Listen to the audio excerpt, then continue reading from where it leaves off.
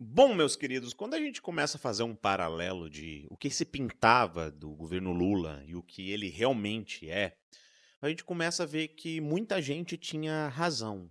E nenhuma dessas pessoas que tinham razão são da Globo, são da esquerda, são do Centrão, que se juntaram com o Lula pela democracia. Porque todo dia surge um escândalo novo. E hoje surgiu mais dois. E eu vou mostrar para vocês aqui nesse vídeo. Ou melhor, três, né? Porque o primeiro foi o que aconteceu ontem, do governador, né, Jerônimo, da Bahia, que falou isso daqui. Olha só. Ele vai pagar essa conta dele e quem votou nele podia pagar também a conta. Fazendo um pacote. Bota uma enxedeira. Sabe o que é enxedeira? Uma reta escavadeira, bota e leva tudo pra vala. Porque não é digno. Leva tudo pra vala, pega uma reta escavadeira e leva tudo pra vala. É óbvio, né, gente? Se fosse um bolsonarista, alguém da direita falando algo nesse sentido, já tinha 72 horas, né, para dar suas explicações no Supremo Tribunal Federal. Mas é claro que quando se trata de um petista, um governador petista, do pior estado do Brasil, e desculpa se você é baiano e tá ouvindo isso da minha boca, né, eu que sou gaúcho, mas sim, a Bahia é conhecida no Brasil inteiro como o pior estado do Brasil. Índices de analfabetismo, índices de segurança, violência, violência contra a mulher, tudo, pobreza, é a Bahia. Bom, vamos ver o que o governador fala para se explicar. Olha só que interessante a narrativa do cara. Eu não falaria jamais algo desse porte. Nós, inclusive, criticamos de forma muito veemente a forma quando alguém deseja a morte de outro, que foi o caso do desejo da morte do presidente Lula. Quem me conhece sabe, eu sou uma pessoa religiosa, sou uma pessoa de família, não vou nunca tratar qualquer opositor com um tratamento desse. Foi descontextualizado, se o termo vala e o termo trator foi pejorativo, foi muito forte, eu peço desculpa, o termo não foi a intenção. Eu não tenho problema algum de poder registrar quando excessos da palavra, movido por indignação e indignação. Se o termo vala, ele foi pejorativo, o governador tem toda... Bom, é excludente de ilicitude, né, gente? Agora ele é uma pessoa religiosa, nunca desejaria o mal pra ninguém. Ai, como desejaram pro presidente Lula, já joga essa palhaçada, essa balela toda. Mas, né, na hora de atacar o Bolsonaro, até quando ele falou pintou um clima, eles já chamaram o cara de pedófilo, né? Ou seja, distorciam diariamente as palavras do Bolsonaro. Tudo para eles pode, né? E pelo jeito o Supremo Tribunal Federal acaba ficando quieto ou não foi provocado da forma correta, né? Mas ó, sabe o que é mais interessante? É que nem a Globo, nem a CNN, nem a Jovem Pan, que acabou se vendendo no meio do caminho aí, nem ninguém mais está conseguindo passar pano pro governo Lula. Porque hoje, gente, mais uma ministra foi demitida. A ministra das Mulheres. Vocês lembram que o Silvio Almeida, que era o ministro da Igualdade Racial, não, Direitos Humanos, foi demitido por assédio sexual, né? E agora a ministra das Mulheres demitida por uma série de denúncias de assédio moral, né? Humilhando aí os funcionários. Mas olha que interessante essa análise aqui da CNN. Olha só. Vindo mais para cá, você tem dois ministros que não por acaso estavam muito próximos do Lula na foto da posse, porque como a Basília bem destacou, é uma área super sensível e importante para o governo de esquerda, que são mulheres e direitos humanos, que saem sob acusações de assédio. No caso do Silvio Almeida, acusações de assédio sexual, de importunação sexual, como bem explicou a Basília. No caso da Cida Gonçalves, tinha ali, em menor grau, em menor número, uma série de notícias que apontavam assédio dentro da pasta, mas um assédio moral. Então também são ministros que saem em meio a esses escândalos, a essas denúncias. Então, olhando a retrospectiva, Gonçalves Dias, Juscelino Filho, Carlos Lupe, Silvio Almeida, Cida Gonçalves, 5 ministros que saem por problemas, polêmicas, denúncias, acusações e que acabam, claro, manchando a imagem do presidente Lula. Não podemos nos deixar, toda vez que eu vejo esse quadro, eu faço questão de lembrar disso, não podemos deixar de lembrar a subrepresentação feminina. Porque essa sempre foi uma bandeira da esquerda e do presidente Lula. Mas você teve uma mulher, 2 mulheres, 3 mulheres, 4 mulheres demitidas do governo. Outras mulheres entraram? É verdade. Mas as mulheres hoje ocupam menos espaços do que ocupavam na foto da... Olha que interessante. O Gonçalves Dias foi o primeiro a ser demitido porque ele ofereceu água, vocês lembram? E não fez nada na questão do 8 de janeiro, quando recebeu os alertas do GSI. Olha, Gonçalves Dias. O Silvio Almeida foi por assédio, que eu já falei para vocês. Agora outra demitida por assédio. O Juscelino Filho foi demitido porque estava envolvido num esquema de corrupção com emendas. Carlos Lupe, semana passada, demitido porque estava, né, envolvido ali com esse negócio de roubar dinheiro de aposentado. E eles estão preocupados com a representatividade das mulheres e sujar a imagem do governo Lula. Por favor, gente. Bolsonaro, quando trocou de ministros, principalmente ministro da Saúde durante a pandemia e outras situações, a imprensa descia a lenha.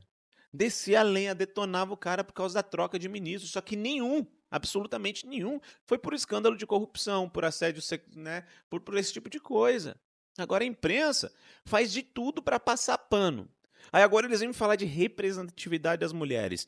Deixa eu falar uma coisa para vocês. As mulheres estão extremamente bem representadas. Segundo Lula. Segundo a esquerda, pela Janja. Inclusive, demitiram mais uma mulher, não sei o quê. Vamos ver o que a Janja está fazendo para melhorar isso. Olha só. A primeira-dama, Janja da Silva, desembarcou hoje em Moscou, 5 dias antes da comitiva do presidente Lula chegar à Rússia para compromissos oficiais. A repórter Vitória Mello é que vai trazer os detalhes para a gente. Uma boa noite para você, Vitória. Agora, explica uma coisa. A primeira-dama tem compromissos oficiais lá na Rússia? Tem agenda? Oi, Simone. Boa noite a você, boa noite a todos. Olha, segundo o Palácio do Planalto, tem sim. Na manhã deste sábado, Janja visitou o Kremlin, a sede do governo, a residência oficial, a convite do presidente russo Vladimir Putin. Janja desembarcou em Moscou logo cedo. Ela viajou a bordo de uma aeronave da Força Aérea Brasileira. Segundo o Palácio do Planalto, a primeira-dama vai cumprir uma série de agendas nos próximos dias, sobre temas como educação e cultura, além da Aliança Global contra a Fome e a Pobreza. A convite do presidente russo, Janja ainda vai visitar locais turísticos, como o Teatro Bolshoi, a Catedral do Sangue Derramado em São Petersburgo e museus locais. Lula deve embarcar para a Rússia na próxima quinta-feira, dia 8 de maio. A comitiva brasileira participa das celebrações dos 80 anos do Dia da Vitória, que marca a rendição da Alemanha nazista na Segunda Guerra Mundial. E é bom lembrar que esta não é a primeira vez que Janja faz uma viagem antecipada, embarca, antes do presidente Lula em uma viagem internacional. Em março, em uma viagem ao Japão, Janja também realizou uma viagem antes do presidente Lula e a oposição chegou a cobrar do governo o motivo dessa viagem antecipada. À época, Janja justificou que viajou com a equipe precursora do Planalto para economizar passagem aérea e também ficou hospedada na residência do embaixador. Gente, ela viaja antes para turistar, gente. Com dinheiro público, com uma comitiva, porque ela tá, né, ela tá representando as mulheres.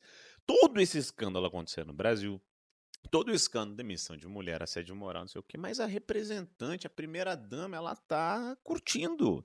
Por que as pessoas se incomodam tanto? Só porque é o teu dinheiro? É o dinheiro público que ela tá esbanjando? A senhora esbanja? E pior, você não viu um pio até agora dessas pessoas que dizem defender os mais desfavorecidos ou coisa do tipo, quando se trata da questão dos aposentados. E deixa eu contar uma coisinha para vocês. A história dos 6 bilhões foi só a ponta do iceberg. Porque, olha o que se descobriu hoje. Porque, para chegar a ponto da Daniela Lima falar da forma com que ela vai falar, bom, vocês já imaginam. Dá uma olhada nisso daqui. Agora as investigações avançam para um outro tronco, que mobiliza valores muito maiores. É o tronco dos empréstimos consignados. O que é que acontece, gente? São empréstimos que são colocados nas contas dos aposentados e que muitas vezes eles nem sequer foram solicitados. Quando eu digo muitas vezes, eu trago dados.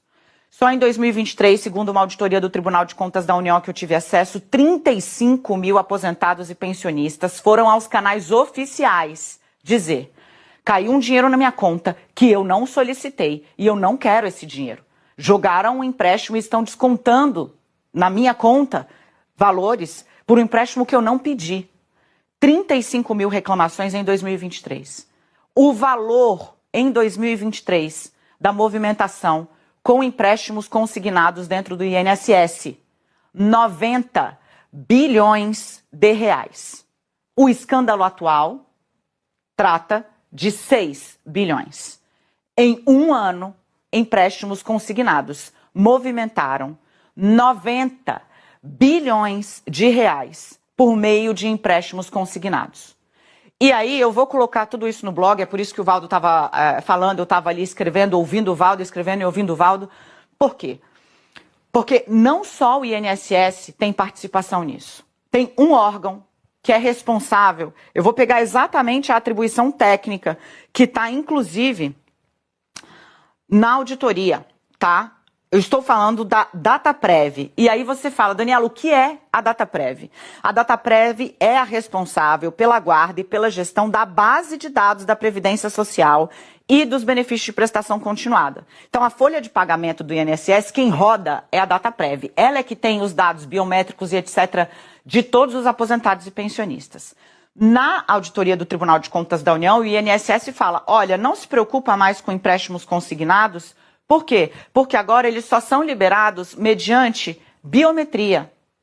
E aí o Tribunal de Contas da União falou, bom, é insuficiente, mas eu estou mais preocupado com os benefícios descontados indevidamente porque está sem controle nenhum, que é essa primeira perna da fraude que você está vendo agora. O que os investigadores descobriram é que a biometria não freou as fraudes, ao contrário. Eu vou trazer para vocês, aqui estão os dados, atenção então, isso vai longe, muito longe.